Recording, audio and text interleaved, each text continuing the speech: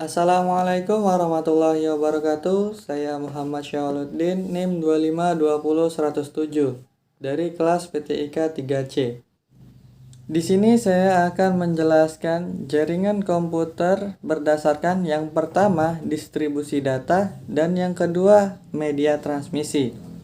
Kita bahas dari yang pertama, yaitu berdasarkan distribusi data. Dalam jaringan berdasarkan distribusi data terbagi menjadi dua, yaitu yang pertama jaringan terpusat atau centralized network dan yang kedua jaringan terdistribusi atau distribute network.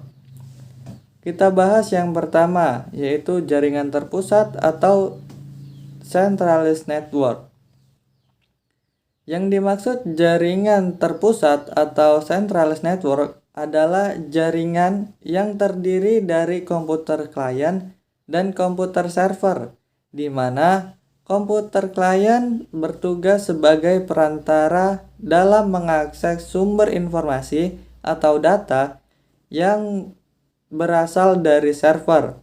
Artinya, dalam jaringan terpusat ada komputer yang bertindak sebagai klien dan ada juga komputer yang bertindak sebagai server, di mana klien bertugas sebagai pengakses sumber daya yang berasal dari server. Kemudian dalam jaringan terpusat ada istilah DAM terminal atau terminal bisu, di mana dalam terminal ini tidak ada alat pemrosesan data. Jadi, dalam DAM terminal tidak ada proses pengolahan data. Selanjutnya adalah kelebihan dari jaringan terpusat atau centralized network. Yang pertama adalah standarisasi mudah digunakan. Yang kedua, penggunaan CPU menjadi lebih efisien. Yang ketiga, keamanan lebih terjamin. Dan yang terakhir, sebagai sarana aplikasi multi-user. Selain memiliki kelebihan, jaringan terpusat juga memiliki kekurangan. Yang pertama, bila komputer pusat atau komputer server mengalami kerusakan atau gangguan, maka semua sistem atau seluruh sistem akan terganggu. Artinya, komputer klien tidak dapat mengakses data atau informasi dari server. Yang kedua adalah pelayanan yang kurang fleksibel. Mengapa? Karena semua peralatan bantu seperti hard disk dan printer diletakkan atau dipasang pada komputer server. Jadi, komputer klien tidak leluasa dalam menggunakan alat bantu seperti hard disk dan printer tersebut.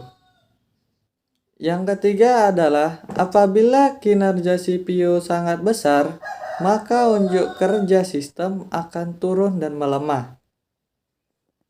Selanjutnya kita bahas tentang jaringan terdistribusi atau distribute network.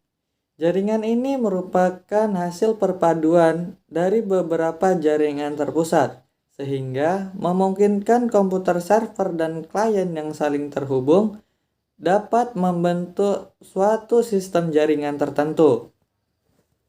Sistem yang terdiri atas sejumlah komputer tersebut mampu melakukan proses yang serupa secara mandiri dan bisa juga saling berinteraksi dalam pertukaran data. Adapun kelebihan dari jaringan terdistribusi adalah yang pertama, mengatasi masalah beban kerja komputer pusat atau server. Yang kedua, biaya komunikasi berkurang karena data yang ditransmisikan tidak hanya data mentah. Yang ketiga, jika salah satu komputer lokal rusak atau mau mengalami gangguan, maka akan berakibat kecil pada keseluruhan sistem. Selanjutnya, kekurangan dari jaringan terdistribusi. Yang pertama, boros dalam sistem peralatan. Yang kedua, biayanya cukup mahal. Yang ketiga, prosesnya agak lambat dibandingkan dengan jaringan terpusat. Yang keempat, dari segi keamanan. Karena user diberikan keleluasaan dalam mengakses komputer. Sekarang kita akan membahas tentang jaringan berdasarkan media transmisinya. Yang pertama adalah jaringan berkabel atau wire network. Media transmisi yang digunakan dalam jaringan ini adalah kabel. Kabel tersebut digunakan untuk menghubungkan satu komputer dengan komputer lain agar bisa saling bertukar informasi atau data, atau bahkan bisa untuk terhubung ke internet.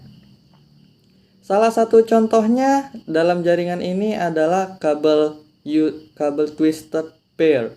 Adapun kelebihan dari jaringan ini adalah yang pertama, tidak rentan gangguan cuaca.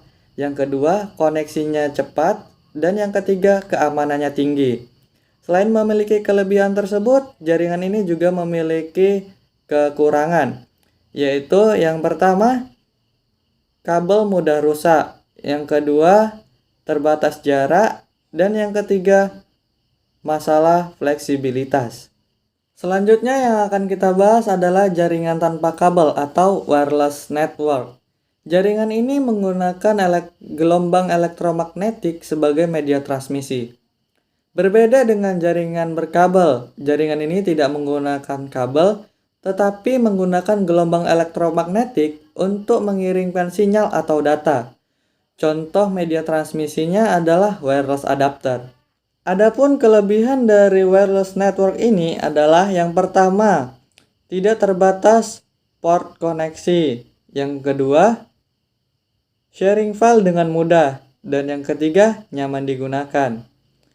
Kemudian kekurangan dari wireless network ini adalah yang pertama, sharing file atau transfer data cukup lambat. Yang kedua, instalasinya mahal. Dan yang ketiga, kecepatan sinyal tergantung pada cuaca. Mungkin sekian yang bisa saya sampaikan. Saya akhiri. Assalamualaikum warahmatullahi wabarakatuh.